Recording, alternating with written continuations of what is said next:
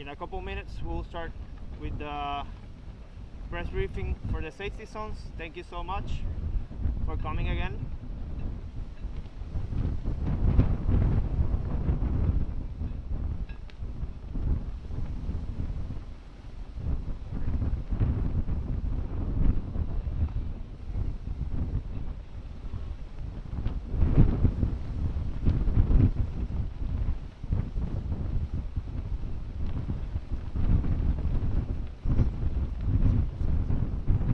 Everyone. 2 years ago when we started developing and creating this comprehensive security plan for the Super Bowl, we certainly addressed land, we addressed oversight by air and the assets that will be dedicated to protect our community.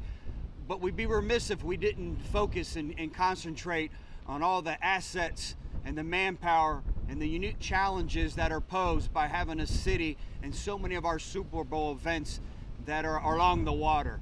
I have to thank our partners from surrounding counties, Tampa Police Department, Fish and Game, and probably some of the best in the business, the United States Coast Guard, who we work with on a daily basis.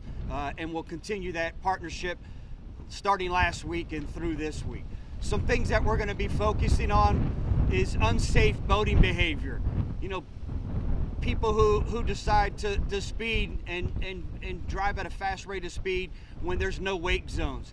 Safety equipment. If we're going to be out in the water, safety has to be paramount. Make sure that we have enough life preservers on the boat for everyone who's on the boat.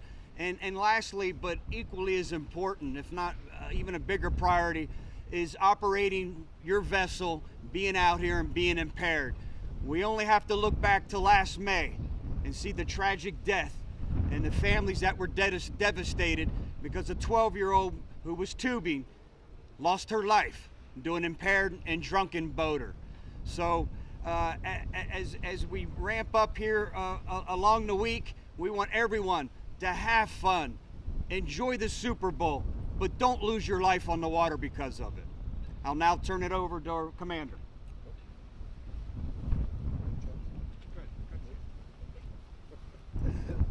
Thank you, Sheriff. Thank you.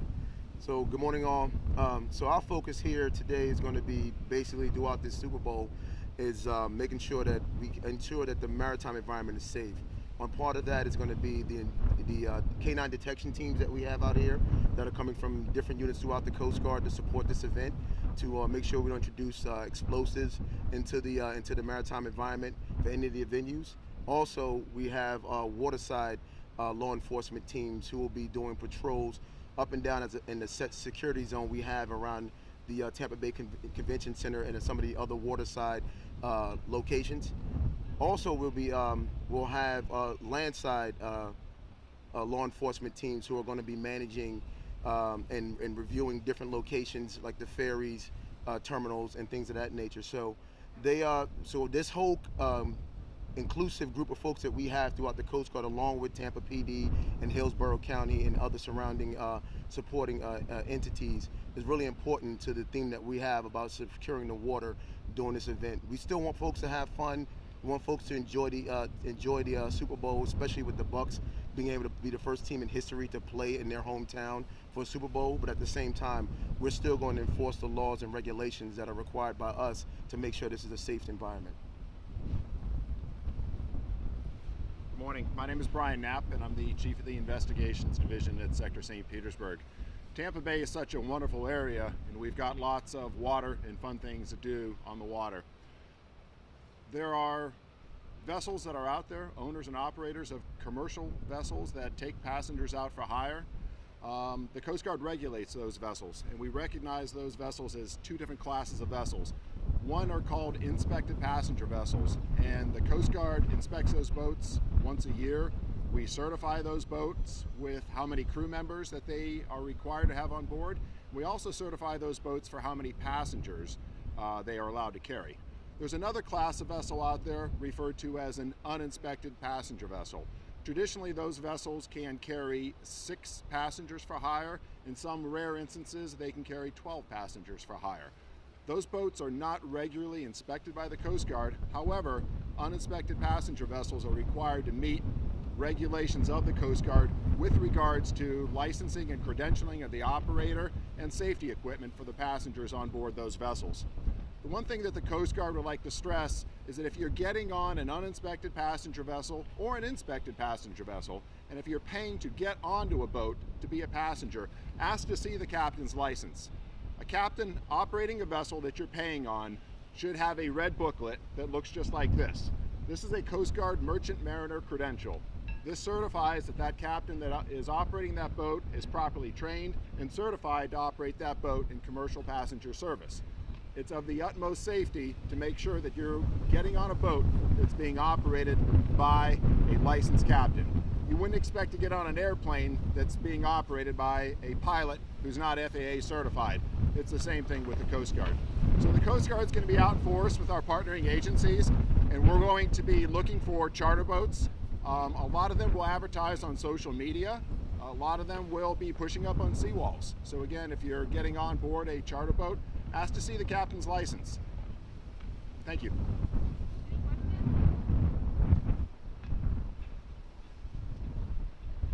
Now we are opening time frame for questions. Please direct the questions directly to the individual you want to ask. We're starting with the questions now. Commander, can I ask you to step up, please? And if you would say your last name. First name is Commander, like the rank, and I am a commander in the Coast Guard. So C-O-M-M-A-N-D-E-R. Last name Moore, M-O-O-R-E. There's a lot of private boats that operate in and around Tampa. Are there any areas that are going to be closed off to the boating public at any time during the next week or so? So no areas right now at this time are being closed off. Right now we have a safety zone set up throughout the channel and around the Tampa Bay Convention Center. The plan is if we do get any type of dignitaries that decide to come visit the area, then we will set up what is called a security zone, and that's going to restrict the amount of the movement in that location. But we're not cutting off the entire channel. I don't think it's a big secret in town that we have a key member of the team who lives in the water not far from here. Are you going to do anything to protect his house, make sure we don't have any Kansas City fans trying to keep him up at night? Well, we haven't heard anything. We haven't gotten any intel on that at this time. But he's going to have his hands full with either way, which way it goes. But we're looking forward to a great Super Bowl here and a great time in Tampa Bay. Sheriff, I know you had your dive team, or have had your dive team out, and they're continuing to, inspect hulls of boats and seawalls. What are they doing? Yeah, just proactive checks. Daily, they're going to just do random checks to make sure that IED device isn't there, that there's some type of improvised device along the waterways where businesses are located, where some of our Super Bowl events are located, and around some surrounding boats. And again, no intelligence, no threats. This is just us being proactive to make sure that we're keeping the visitors and our community safe during this week of events leading up to the Super Bowl. So I know drinking and boating is something you're looking at. Speed is a factor, but what do you want the boating public to know about safety and what they should be able to do and not do up here as we lead up to the Super Bowl? Yeah, I think all of us have a common denominator, part of the presentations we gave, and we want this community, we want the tourists coming here for the game to enjoy themselves. Just follow the rules to do it safely. If you're in that safety zone, you can't stop your boat. If you do, you're going to be ushered along. Again, make sure you have the proper safety equipment, you're not operating your boat impaired, and you're not partaking in any type of reckless behavior like speeding or driving aggressively that you're going to put yourself, your crew, or other boats out there on the water in danger. So people may want to come up and see the Jose Gasparilla and the incredible laser light show they've been putting on and protecting the area around that. Absolutely, and that's going to have to be part of this compromise.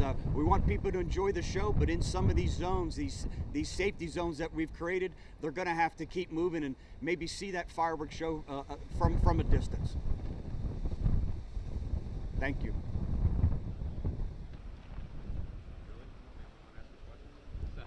You're the only one, Jeff. Any more questions? Okay, so thank you for coming, everyone. If the media is interested of going with us to check out the safety zones, you're more than welcome to go with us. We'll be having the assets coming in order to receive the media shortly. Thanks again for coming.